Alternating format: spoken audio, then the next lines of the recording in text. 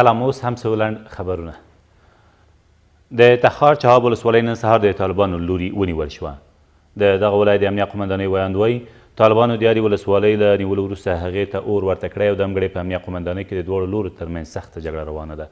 د نوموړي په وینا په دې برید کې دواړو لورو ته مرګ ژوبله اوښتې، خو لا تراوسه کره شمېره یې روښانه نه ده. له دې سره سم د تخار په بهارک ولسوالۍ کې د پولیسو پر پوستو په برید کې 8 پولیسان هم وژل شوي دي. د تخار د امنیه قومندانۍ ویاند خلیل اسیر وایي په دغه نښته کې چې تېره شپه ترسره شوې 4 نور پولیسان هم ټپیان شوي دي.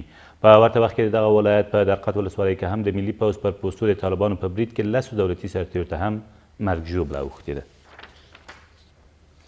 په کندوز کې د غیر مسؤلو وسلوالو یو قومندان له خپلو 2 کسانو سره یو ځای ونیول شو. د کندوز د امنیه قومندانۍ ویاند وایي دا کس چې قومندان نقیب نومېده او د امام صاحب ولسوالۍ په شاوخوا سیمو کې په ناقانونه کړنو بوخت و، بالاخره تېره ورځ د پولیسو له لوري نیول شوی دی. د نوموړي په وینا د یاد کس له نیول کېدو سره سم په اړه یې د سیمې د اوسیدونکو لخوا 18 شکایتونه هم ثبت شوي دي. اسامی قماندان نقیب یکی از قماندانهای مسلح غیر مسئول که در ساحات ولسوالی حضرت امام صاحب متهم به چندین قضایای قتل، زورگیری، حمله مسلحانه بالای منازل و سرقت بوده، از سوی پلیس کندوز بازداشت شده، تحت نظارت پلیس قرار داره.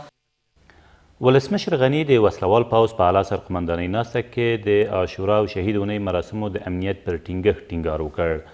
د دغې ناستې ګډونوالو هم د جوماتونو، تکیهخانو او د ویر مراسمو د امنیت ټینګښت په ګډون په امنه فضا کې د عاشورا او شهید اونۍ مراسمو د ترسره کېدو لپاره د امنیت پر خوندیینې ټینګار کړی دی. راتلونکې اونۍ د شهید اونۍ پیلیږي او 11 ورځې وروسته د عاشورا ورځ ده.